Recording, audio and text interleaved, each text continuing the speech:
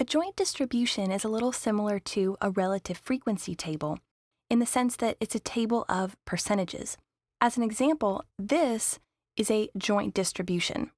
The reason we call this kind of table a joint distribution is because it's comparing two different distributions.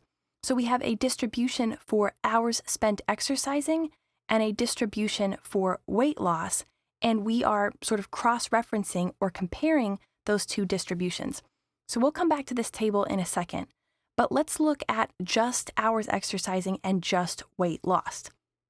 This particular joint distribution is a data table for a study that we've done with 100 participants, where the participants did some amount of exercise on average each week, and then over the course of the study, lost a certain amount of weight.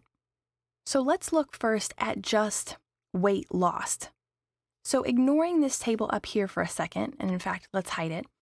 Let's look at just weight lost. So we could have, from our study, just looked at the distribution of the weight lost by our participants. So we could have seen how many participants lost between 0 and 2 pounds, between 2 and 4 pounds, between 4 and 6 pounds, and 6 or more pounds. And let's recognize that this kind of looks like a relative frequency table, specifically a row relative frequency, because we have percentages in the body here, which across the row sum to 100%. Because we have 100 participants in our study, we know that this is in fact 18 actual participants who lost between 0 and 2 pounds, 31 actual participants who lost between 2 and 4 pounds, etc. So we could have just gathered data from our study and set up a distribution for weight lost. That would have been somewhat interesting, but it wouldn't have been the full picture. Similarly, we could have looked at a distribution just for hours spent exercising. So again, this is the same data, the same 100 participants in the same study, and we could have just looked at the distribution of the hours spent exercising. So we could see that of our 100 participants, 9%, or 9 of them, spent on average 0 to 3 hours exercising each week. 19% of the participants spent between 3 and 6 hours exercising each week on average, 32% between 6 and 9 hours, etc. And realize that this is a column relative frequency because we have these percentages here in the body of the table, and then at the bottom we see that they sum to 100%. The column total is 100%, so this is a column relative frequency. And while it's great that we have information here about hours spent exercising, we still don't get the full detail of all of the data that we collected in the study. Only when we look at the joint distribution, where we actually compare hours spent exercising to weight lost, do we really see the full detail of the data that we gathered. And this is actually a much more valuable table, and it should make sense to us why it is. It's more valuable because it lets us see a correlation between hours spent exercising and weight lost. Once we have the joint distribution, we can answer questions like, did participants lose more weight if they spent more time exercising? Or did participants lose less weight if they spent less time exercising?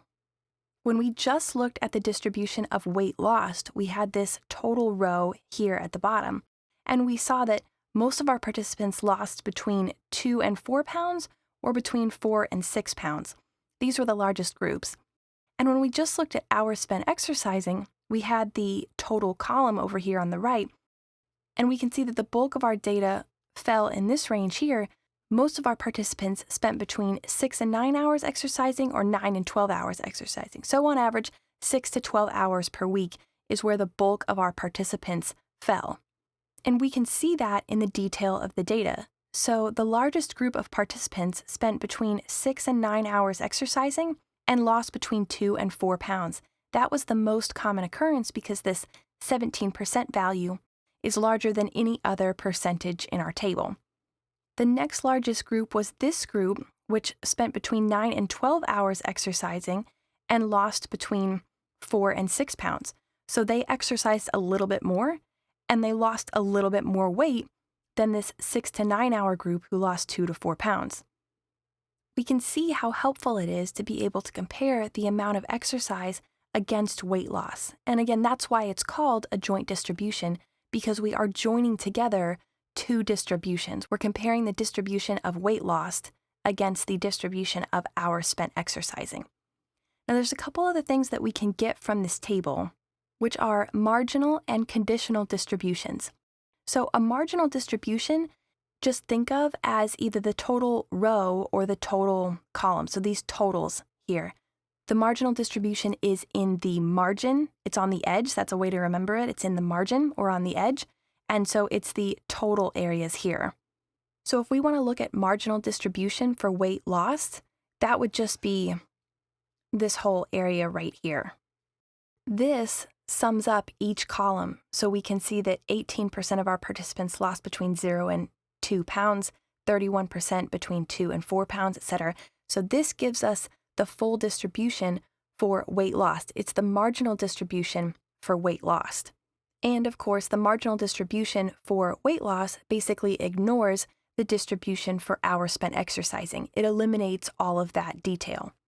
In the same way, the marginal distribution for hours spent exercising is this over here. It's the total column, because this 9%, 19%, 32%, this area here gives us the distribution for hours spent exercising by totaling up each row. So we can say 9% of the participants spent between 0 and 3 hours exercising, 19% between 3 and 6 hours exercising, and on down the column.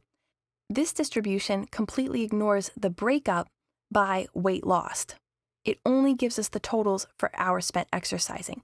So those are our marginal distributions.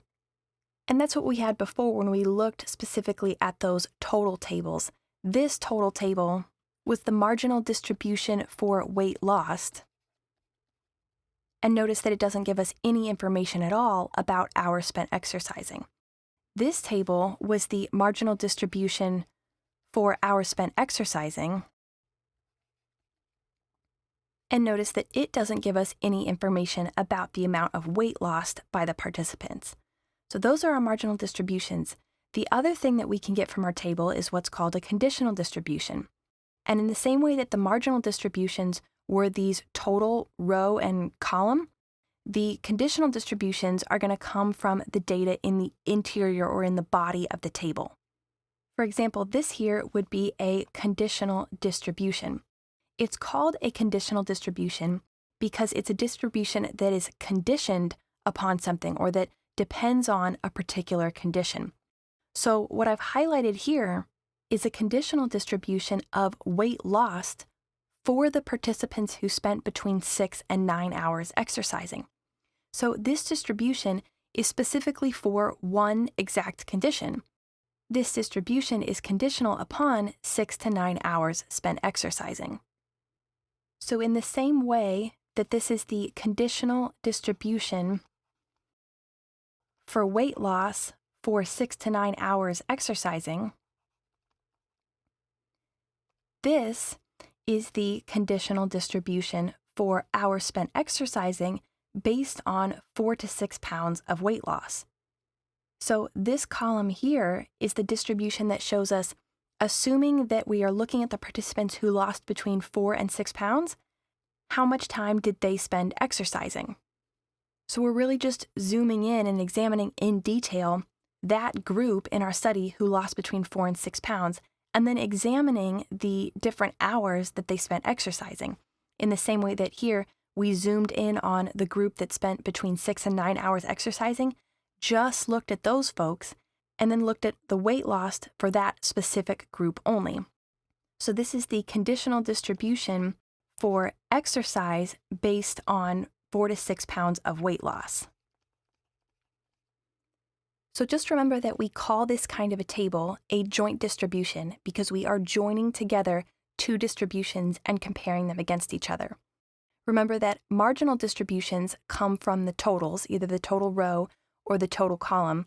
They're called marginal distributions because it's the area in the margin or on the edge, and it just shows us the distribution for one of the variables only. So if we look at the marginal distribution across the row, we only get information about weight lost, which we see in this table. If we look at the marginal distribution down the column on the right-hand side, we only get the totals for hours spent exercising. We lose all the detail about weight loss.